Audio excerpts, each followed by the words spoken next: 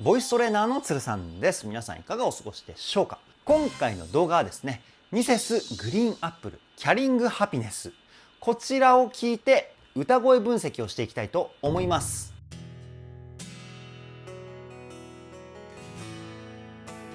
鶴さんのボーカルルーム。さあ今回はですね、ミセスグリーンアップル大森さんの歌声を分析していくということでですね、前回の点描の歌以来となりますので、だいぶ期間が空いてしまったんですけれども、その間にですね、ミセスグリーンアップルめちゃくちゃ新しい曲をですね公開していまして、そして特に今回のキャリングハピネスなんですけど、なんとディズニーのですね夏のイベントサマークールオフのテーマソングらしいんですよね。で、先ほど言ったサマークールオフっていうのは7月の2日から9月15日まで開催されてまして、ディズニーランド、ディズニーシー両方で楽しむことができるみたいです。そしてベイマックスのですねハッピーライドのアトラクションでもキャリングハピネスが期間限定で聴けちゃうっていうね、ものすごいですよね。そんな素晴らしい楽曲をですね今回歌声分析したわけですけれども、いや大森さん神でした。どのテクニックをとっても超一級品、どの表現力をとっても超一級品っていうね、本当に日本最高峰の歌声だっていうふうに思いました。そういった部分をどこよりも丁寧に、そして細かくをテーマに歌声分析しておりますので、ぜひ動画の最後までお付き合いよろしくお願いします。鶴さんのボーカルルーム、こちらのチャンネルは私鶴さんが現在気になっているアーティストの魅力をボイストレーナー目線で伝えるリアクション動画と歌声分析動画をメインで公開しているチャンネルです。今の話を聞いて気になった方はぜひチャンネル登録、高評価よろしくお願いします。それでは早速ミセスグリーンアップルキャリングハピネス歌声分析 GO!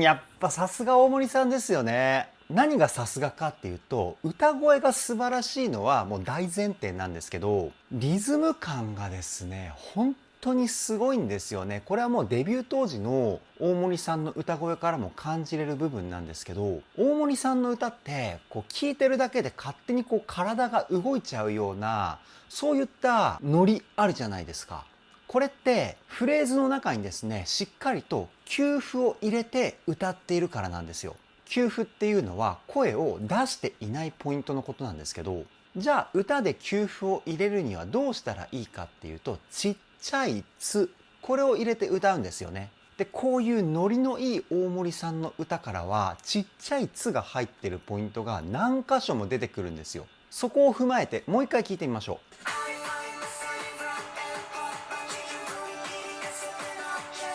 タッタッタタタタッタッタっていう風に聞こえませんか皆さん。これが休符を入れている時の歌のフレーズのノリなんですよ。休符が入ってないとタララララタララみたいな感じで全部流れて聞こえちゃうんですよね。いやさすが大森さんです。次いきますよ。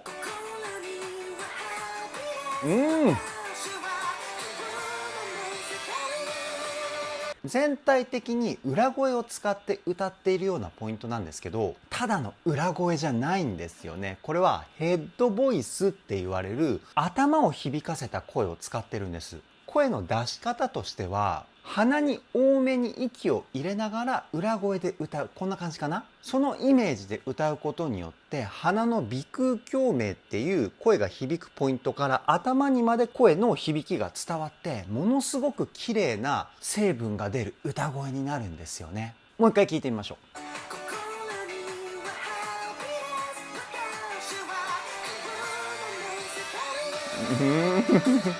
綺麗な声ですよね。本当に心にはハッピネス、こんな感じかな。僕がやるとまあね、すごい難しい声の出し方ですけどね、僕はねハッピネスの高いところどうしてもねちょっとパワー感が出る感じの裏声になっちゃうんですけど、大森さんの歌声はね高いところでもふわっと歌えるっていう、これがね素晴らしいですよね。次いきますよ。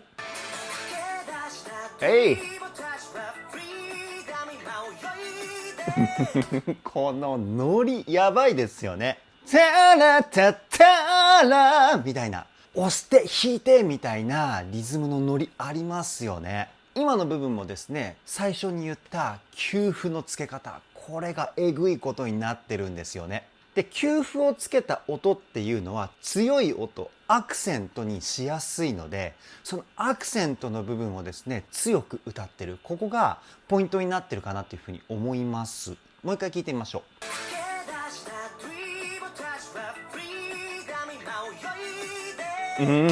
かっこいいですよね。で、ここのリズムなんですけど、タラタタラタタラっていう風に同じリズムが連続で続くんですけど、こうアクセント、強い音の部分がどんどん先に来てるようなフレーズになってますよね。これを音楽の専門用語ではポリリズムって言います。ところどころにね、こうやってさらっと音楽の理論的なテクニックが入ってるところも素晴らしいですよね。で、歌でいうアクセントの付け方、どうやって付けるんだろうっていうふうに思った方もいると思うんですけど、歌でのアクセントの付け方は2パターンあります。声量をそのポイントだけ上げる。あるいは言葉の子音を強く出す。この2つがですね、歌でアクセントを入れる方法なんですけど、聞いてる方に分かりやすく伝えるためには子音を強く発音した方が個人的にはいいと思います。気になった方はぜひカラオケとかでもやってみてください。次いきますよ。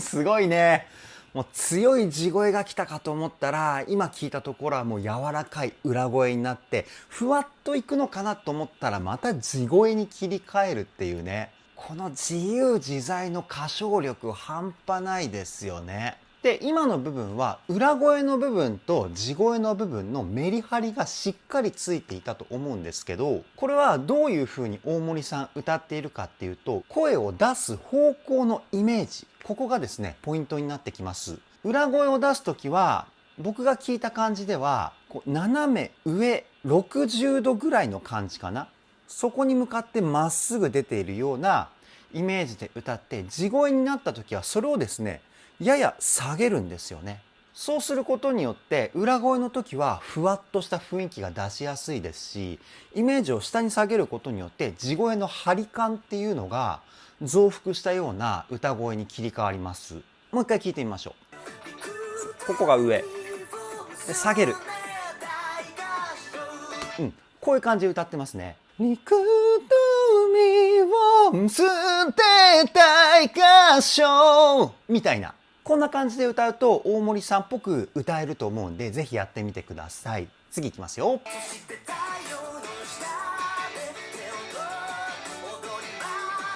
で、ここのポイントでバックのドラムの音が激しく入ってきましたよね。それに伴って大森さんの歌い方もちょっとだけ変わってます。何が変わったかっていうと、子音をですね、全体的に強めに発音しているような歌い方に変わってるんですよね。子音をですね、強く歌うポイントが増えたっていうことは、歌の中でのアクセントの数も増えたっていうことなんですよね。そのアクセントがですね、ドラムの音と重なることによって曲全体の躍動感につながってくるんですよ。もう一回聞いてみましょう。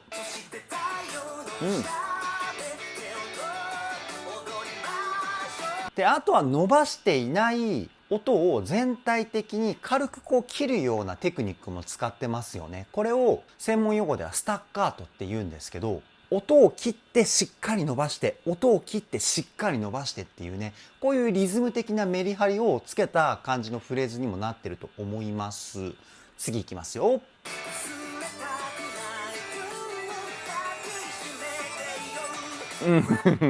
なんかやばいですよね。音域の上がり下がりもめちゃくちゃ激しいじゃないですか。にもかかわらずこの安定感素晴らしいですよね。歌の基礎的なレベルがですね、はるかに高いレベルにある証拠なんですよね。歌の基礎的な部分って何かっていうと、まず第一に息の吸い方です。腹式呼吸っていう呼吸法が歌を歌う上ではメインの呼吸法になるんですけど、これがですね、恐ろしく高いレベルにあるんですよね。で、2つ目が体の使い方ですね。息を吸ったら腹筋の力を使ってしっかりと声を出すっこの歌の知識の中では当たり前に思われるようなところのレベルがですね、ものすごく高いんです、大森さん。なので音域がこうね、上がったり下がったり激しい動きをしても安定した歌声につながってるんですよね。もう一回聞いてみましょう。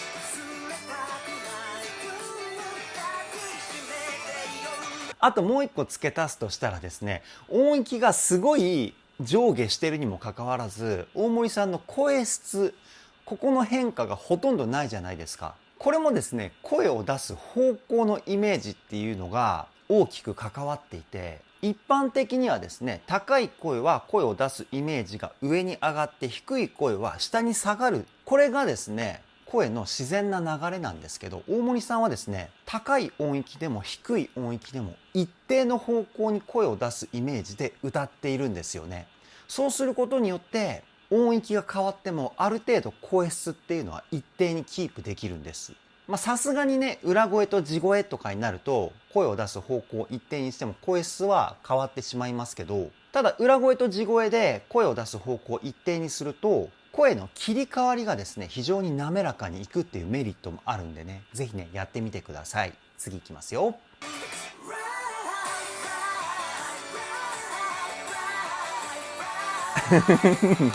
これはね、すごい難しいですよね。一息で歌っているフレーズなんですけど、その中で音程がこう動いているじゃないですか。このフレーズを歌うためには一音一音しっかりと腹筋でですね、声をコントロールしないとここまで滑らかには歌えないんですよね。これがどれだけ難しいか。しかもそのフレーズが連続で何回も来てるポイントじゃないですか。いや、これすごいですね。もう一回聞いてみましょう。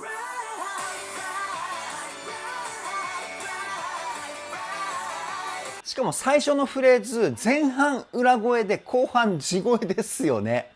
この声のコントロールもやばいですよね。いや難しいな。なんとか今できたような感じですけど、あのテンポでやろうと思うとすっごい難しいですよね。もう一回聞いてみましょ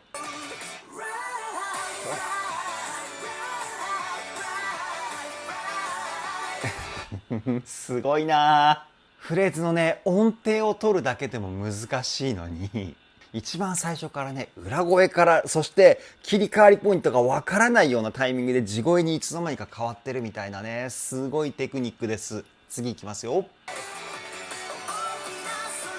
うわうわ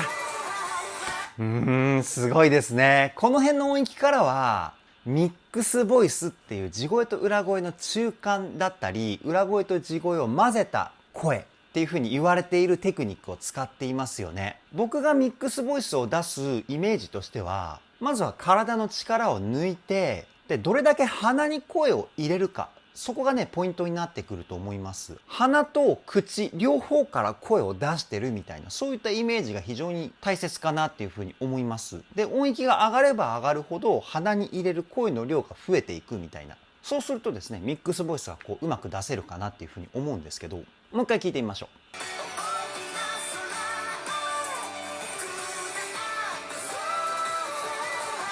最後の裏声もすごいですよね。こんな感じかな。今の声はもう鼻に8割ぐらい声を入れているような感じです。口の役割としては言葉の発音のみみたいな、そういったイメージで出したんですけど、だから大森さんは鼻の中の声のコントロール力もものすごいレベルなんだと思います。次いきますよ。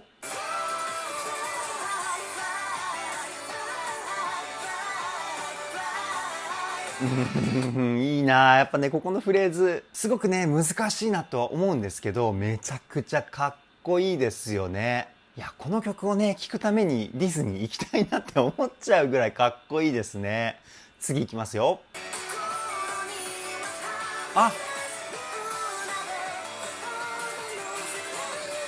なるほどね。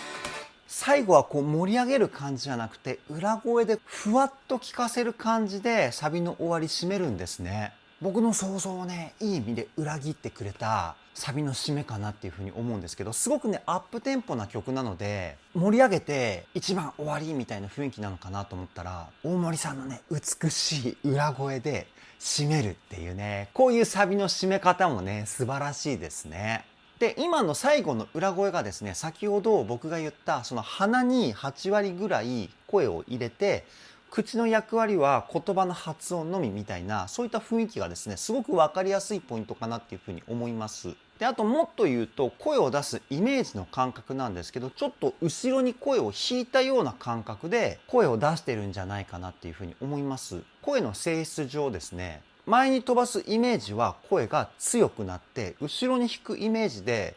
声を出すと柔らかいふわっとした雰囲気が出てくるんですよね。その辺踏まえてもう一回聞いてみましょう。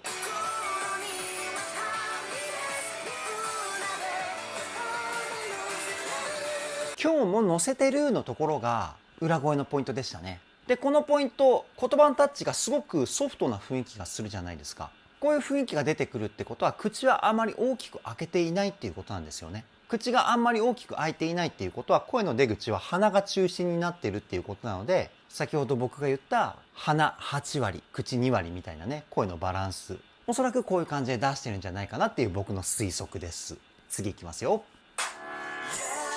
はい、ここのポイントはですね、ハーフテンポって言われる楽曲のスピードがですね半分になってるポイントなんですけど、従来のハーフテンポだと曲のテンポが半分になったことによってゆったりとした雰囲気が前面に出てくるんですけど、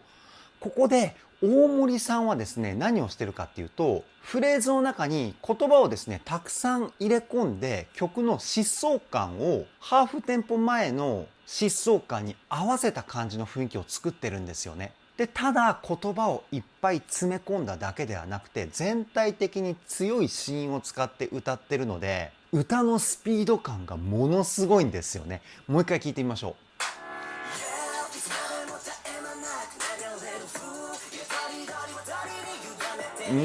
後半とか特にタカタッタッタカタッタみたいな感じでものすごく言葉が詰まってるじゃないですか。でちょっと補足すると、言葉が多く入っていないポイントは全体的にかなり強めにスタッカート入れてますよね。リズムのメリハリもしっかりしていて、スピード感もある感じ、めちゃくちゃかっこいいポイントですね。次いきますよ。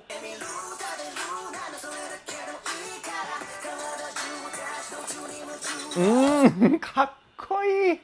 あれか、メロラップみたいな感じなんですね。だからか、この子音のアタック感とフレーズのスピード感。なるほどね。めちゃくちゃかっこいいですね。次いきますよ。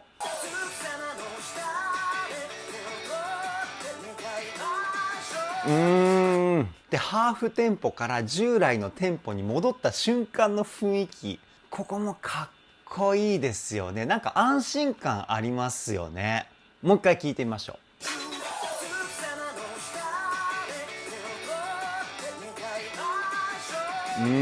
かっこいいね。で今のポイントもね、ものすごい音域がこうね激しく動いてるはずなんですけど、大森さんの声全く変わってないですよね。先ほど説明したかどうかちょっとね忘れちゃったんで、もう一回説明しますけど、声って高くなればなるほど細くなって、低くなればなるほど太くなる、これが声の自然な流れなんですけど、大森さんは高い声も低い声もほぼ同じ声で歌ってるんですよね。これがねどれだけ難しいことか、ほんと素晴らしいですね。次いきますよ。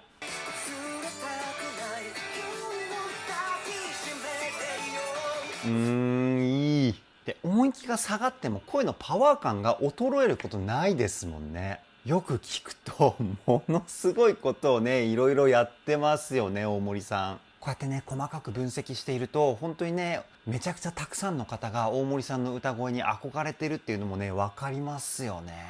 次いきますよ。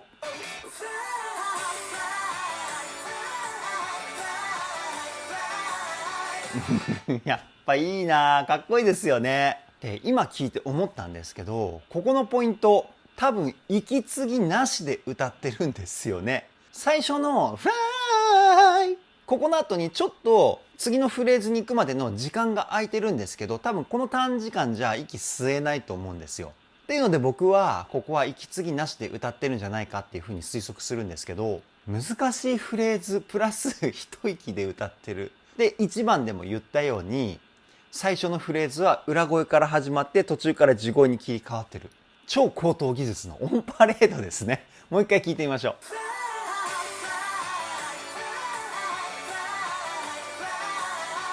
このフレーズを練習するだけでめちゃくちゃ歌が上手くなると思います。息の使い方のレベルも上がりますし、音程コントロールのレベルも上がりますし、地声と裏声の使い分けのレベルも上がるっていうね、こっそり練習したいと思います。次いきますよ。あ、柔らかい。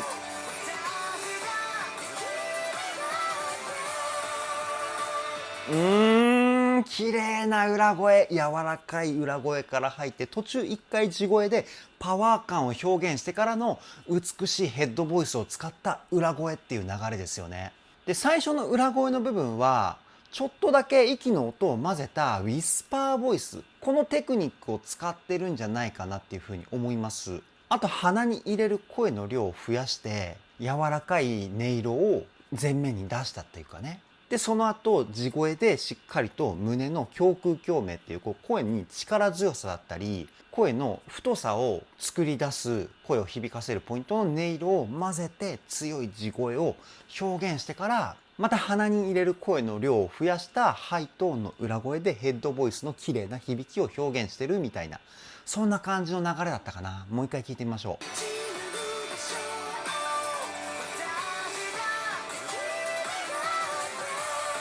芸術作品ですね、この歌声。今のワンフレーズで3つの表現を使っているポイントですもんね。やっぱり最初うっすらですけど、息のサラサラって音混ざってましたね。ウィスパーボイス使っていたと思います。いやー、すごい。次いきますよ。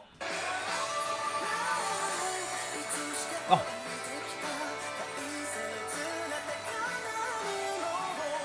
一回ここで止めますね。最初サビのフレーズと同じ音階から入ったので、静かなサビ、落ちサビみたいな感じが来るのかなと思ったら C メロなんですね。こういうフェイント的な楽曲構成もですね、素晴らしいですね。そして全体的にすごく悲しいような声質表現だったと思うんですけど、おそらく顔の表情をですね、あまり動かさずに歌っているポイントなんじゃないかなっていうふうに思います。ちょっと悲しい表情で歌ってるっていうかね。顔の表情っていうのはそのまま声に感情が乗りやすいので、おそらくそうやってここの部分歌ったんじゃないかな。もう一回聞いてみましょう。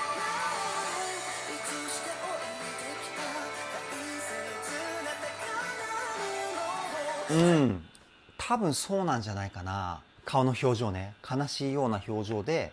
歌ってるポイントかなっていうふうに思います。次いきますよ。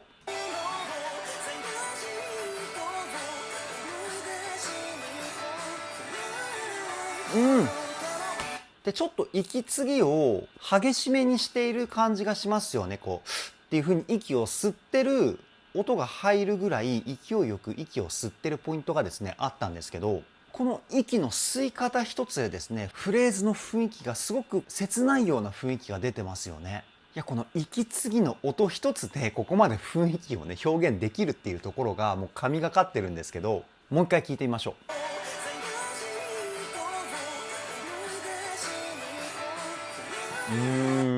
流し始め最初の息継ぎのポイントでしたね。こうっていう風に強い息を吸う音が入っていたと思うんですけど、いやー、息を吸う音も表現の一つとして取り入れてる大森さん、最強すぎません？次いきますよ。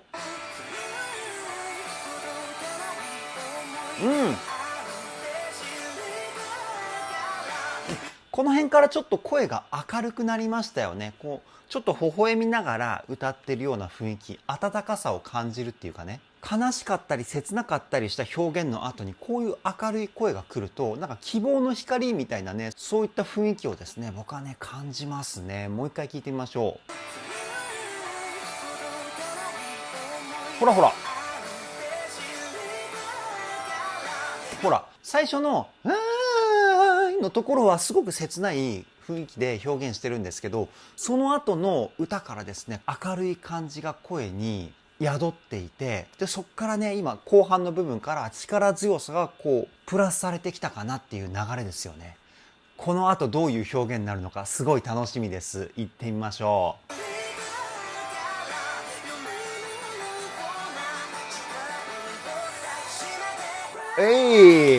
こう徐々にこう盛り上がっていく感じですよね。これ音楽の専門用語ではクレッシェンドっていうんですけど、曲の残り時間的にこの後がおそらくラストの大サビが来ると思うんですよね。そこに向けた盛り上がりを表現したのかな、今のポイントは。じゃあ次のサビ行ってみましょ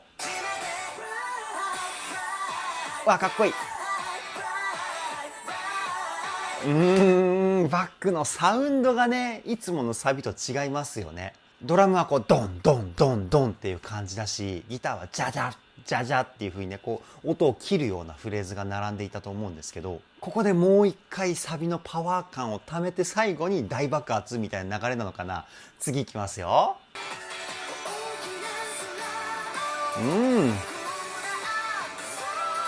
やっぱりここの高音がね、めちゃくちゃ綺麗ですよね。何回言うんだっていう風な話なんですけど、いやー、この裏声憧れますね。じゃあ次行ってみましょう。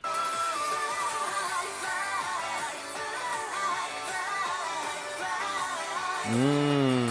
や、サビって一般的にはこう一番ね、メッセージ性のある言葉を持ってくるポイントだと思うんですけど、そこに対してこのね、単語1個で音階、要は音の並びで感情を表現する、この発想力がね、素晴らしすぎます。次いきますよ。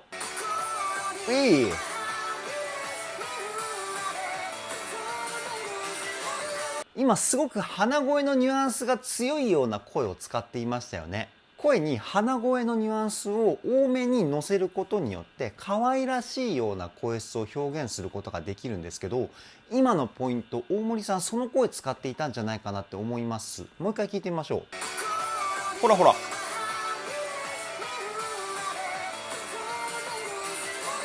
ね、ちょっと可愛い感じの声質でしたよね。いや、こういう声の表現も持ってるんですね、大森さん。いや、すごいですね。次いきますよ。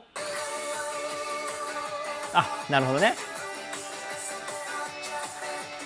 ここに戻ってくるわけだ。最初のね、イントロのところで聞いたフレーズですよね。一回聞いたことがあるフレーズを最後に聞くことができると、なんかね、こうホッとしますよね。嬉しくなるっていうか。次いきますよ。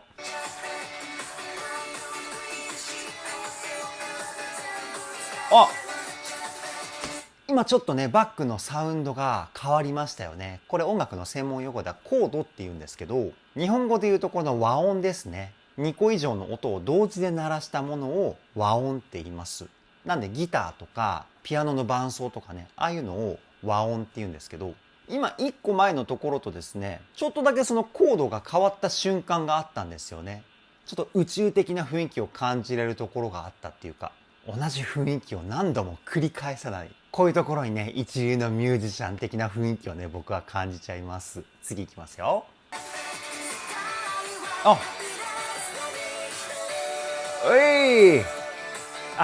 なるほどね。このフレーズで終わるわけだ。このままアウトロで終わると思ったら、最後にもね、もうワンフレーズ大森さんの歌声が聞ける。最高ですね。あと5秒あるんで、せっかくなんでね、聞いてみますね。もうすぐ終わりでしたね。もうなんか一仕掛けぐらいあんのかなと思ったらすぐ終わっちゃいました。いやー、素晴らしい楽曲と大森さんの素晴らしい歌声でした。以上、ミセスグリーンアップルキャリングハピネス歌声分析はここで終了です。いやー、最高でした。もう本当に大森さんの歌声はですね、歌のテクニックの宝箱かっていうぐらい様々な表現、様々なテクニックがですね、めちゃくちゃ詰まってますよね。どれ一つをとっても超一級品っていう歌声でした。今回のキャリングハピネスをきっかけにですね、ミセスグリーンアップル大森さんの歌声をですね、たくさん分析していきたいなっていうふうに思っておりますので、ミセスグリーンアップルのファンの方々、この曲の歌声分析やってみたらどうとか、この曲聴いた方がいいと思うよみたいなアドバイスがございましたら、ぜひコメントでですね、僕に教えていただけたら嬉しいなというふうに思います。これからもミセスグリーンアップル全力で追っていきたいと思います。それでは今回の動画はここで終わりです。動画の内容を気に入ってくださった方はチャンネル登録、高評価よろしくお願いします。ではでは、ボイストレーナーのつるさんでした。